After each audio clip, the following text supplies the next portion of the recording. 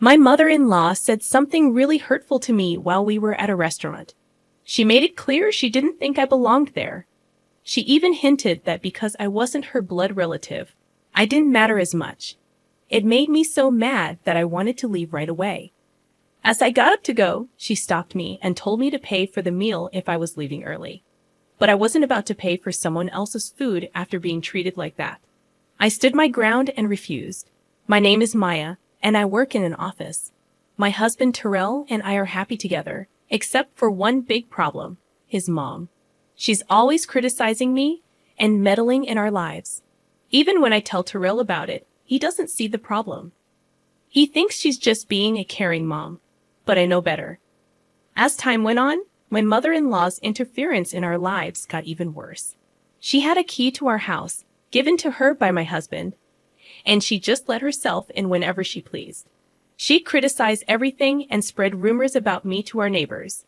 I begged my husband to move us somewhere else, but he didn't seem to care much, too caught up in his work. Then, something changed. He got a big promotion and a raise thanks to a successful project. Seeing this as our chance to make a fresh start, I suggested we start a family. Now that we have more money, maybe it's time to think about having kids, I said, hoping this would make him realize how toxic his mother's behavior was. But he had another idea. He thought if we were going to have children, we should live in a town that's better for them. There aren't many places for kids to go here, like daycare centers or parks. Shouldn't we move somewhere more family-friendly? Finally, he agreed to move, which made me even happier than his promotion did. But that happiness didn't last long. The next day, my mother-in-law showed up unannounced like she always did. I was annoyed, thinking she was going to start criticizing again, but something seemed off this time. I want to celebrate my son's promotion, so I've booked a fancy restaurant. It's really expensive, but it's classy. The food is amazing, and the staff is great. Everyone says good things about it, she told me, inviting me to come along. Sounds nice. Good for you, I said, trying to be polite, even though I was still not happy with her. Well, forget about your schedule. I really want you to come to this restaurant, she insisted. I'll take a look at my schedule, but I'm not sure if I can make it, I said. Don't say that. We really want you there, she insisted, not taking no for an answer. Even though I responded that way, she just smirked and left. It was strange because she had been excluding me before, but now she was inviting me and insisting that she'd wait. Something didn't feel right. When I asked my husband about it later, he said he had already promised his mother that we would go together. She had booked that restaurant specifically for us, and he was excited about it. Don't you feel the same way, Maya? He asked. Sorry, but I'm not excited about it. I'm worried about how much money we'll spend at such an expensive place. I really don't want to go. Just tell them I have something urgent and go enjoy yourself, I replied, feeling uneasy about the situation. Why are you being so negative? Plus, it's not just us going to the restaurant. My brothers are bringing their wives too. It wouldn't look good if you weren't there with the whole family, my husband insisted, excited about going to a fancy restaurant for the first time. Even though I didn't want to go, I felt like I had to. My husband wasn't listening to me anymore. If he trusted my mother-in-law more than me, I decided to secretly record her behavior with a voice recorder I bought online. I had a feeling she would continue her harassment at the celebration. I planned to record it and play it for my husband later. If he still didn't believe me, I was ready to consider divorce. Making that decision made me feel a little better. Still, the day we were supposed to meet my mother-in-law at the restaurant felt really gloomy, and I couldn't stop sighing. I barely knew my husband's brothers, having only met them at the wedding, and I hadn't really talked to their wives beyond saying hello. When we got to the restaurant, the waiter led us to a big room where my mother-in-law, my husband's other brother and his wife, and the third brother and his wife were already sitting. There was one empty seat at the table. My husband looked confused. Did the waiter make a mistake with the seats? He wondered out loud. I'll go ask. Everyone, go ahead and start eating, he said, leaving the room. As soon as he left, my mother-in-law stood up, her face looking mean. There's no seat for you. Why would I invite a stranger who just married my son to a family celebration? She said, sounding really rude. So, you have a choice. Prove you really want to be part of this family or leave and never come back. Decide now. I'm leaving, I said right away. My mother-in-law looked surprised for a moment. Did she really think I'd beg her to accept me as family after this? No way. Listen to me carefully. If you foot the entire bill for everyone here, I'll acknowledge you as Terrell's wife. I understand you must be feeling frustrated being treated like an outsider. So pay up and become part of the family, she demanded. I already told you I'm leaving. Why should I cover the expenses for someone else's family gathering? I shot back, turning away from her. My mother-in-law banged her hand on the table and yelled, Can't you see? I'm offering you a chance to be part of the family. Are you really okay with remaining a stranger? Pay up? No, I'm perfectly fine being seen as a stranger. And since I'm not family, I won't be paying for your meal. Goodbye, mother-in-law, I said firmly, and I walked out. She tried to catch up to me, but by the time she reached the entrance of the room, I was already at the exit of the restaurant. When I got home, planning to email my husband about what happened, he surprisingly returned within just 10 minutes. The waiter confirmed that there was no mistake with the reservation, and my mom was causing a scene, he explained. It seemed like my decision to stand up for myself had inspired the wives of my husband's brothers as well. They had been enduring my mother-in-law's mistreatment silently. But seeing me speak up gave them the courage to do the same. In a bold move, both of them left the restaurant, and our husbands, the eldest and third sons, hurriedly followed them. I was prepared for my mother-in-law's backlash, and sure enough, within 3 hours, the phone started ringing nonstop. It was so disruptive that I eventually blocked her calls. However, one call managed to get through from an unknown number. Hello, sorry for calling so late. Is this Maya's mobile phone? The man on the other end introduced himself as a police officer from the nearby police station. He informed me that after everyone left, my mother-in-law tried to eat what she could and then attempted to make me pay the bill. However, the restaurant staff, already unhappy with her behavior earlier, refused her request. They thought I wouldn't come back to pay after leaving upset. Ignoring her calls, my mother-in-law was advised to pay by card. But she didn't have one and didn't bring enough cash to cover everyone's meals. Desperate, she tried reaching out to other family members to help cover the costs, but no one responded. Frustrated and angry, she started yelling and blamed me entirely for the situation.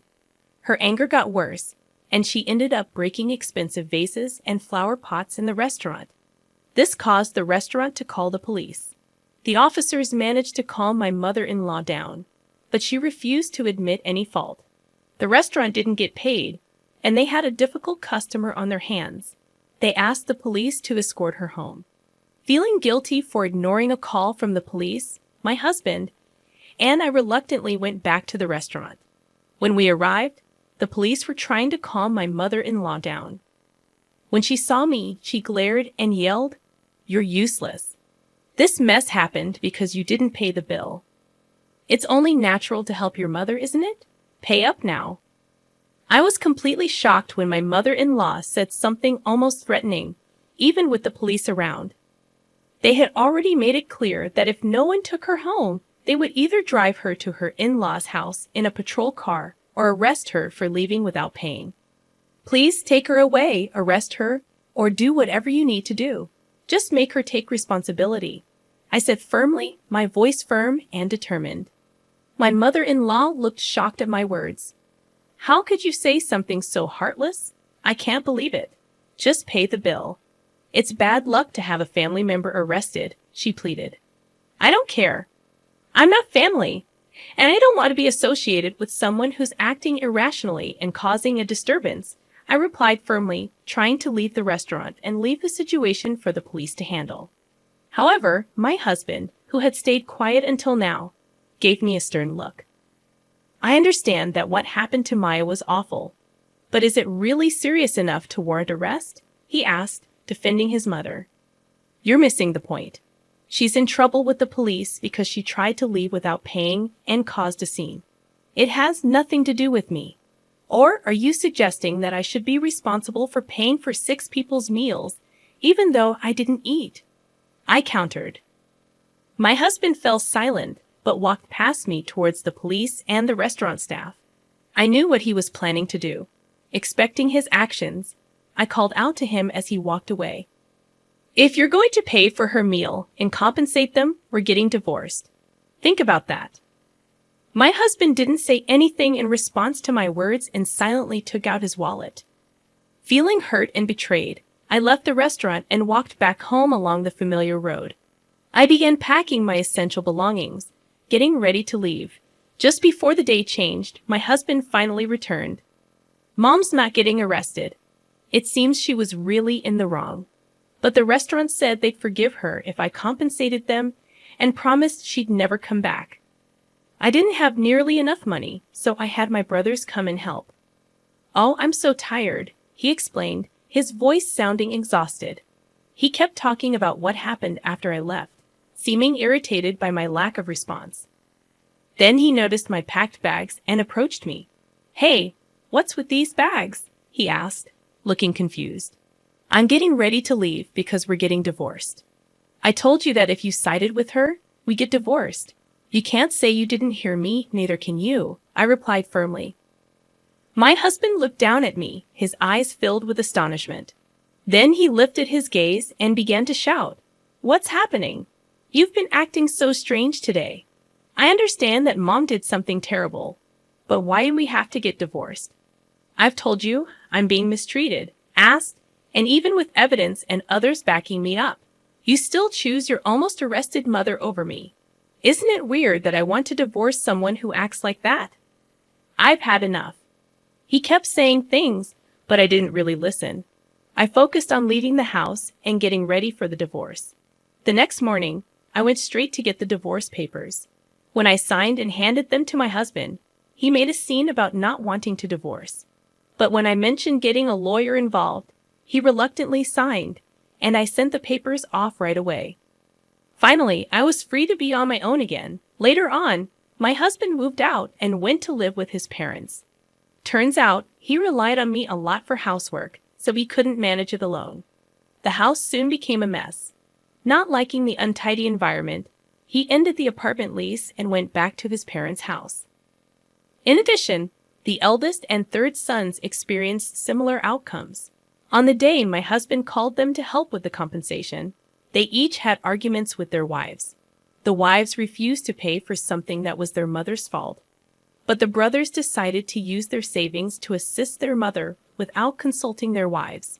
This led to heated arguments and cooled feelings of love, resulting in discussions of divorce. Both brothers ended up returning to their parents' homes and refusing to do any housework. Ultimately, my mother-in-law and her 3 immature sons also moved back to their parents' house.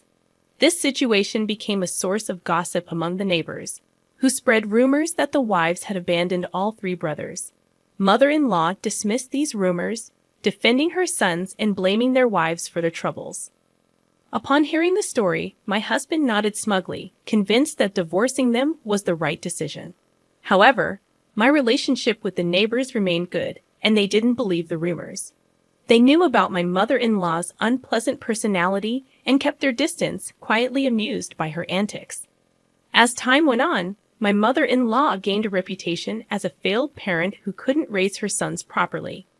Meanwhile, my ex-husbands earned the label of mama's boys in the neighborhood for siding with their mother instead of standing up for their wives.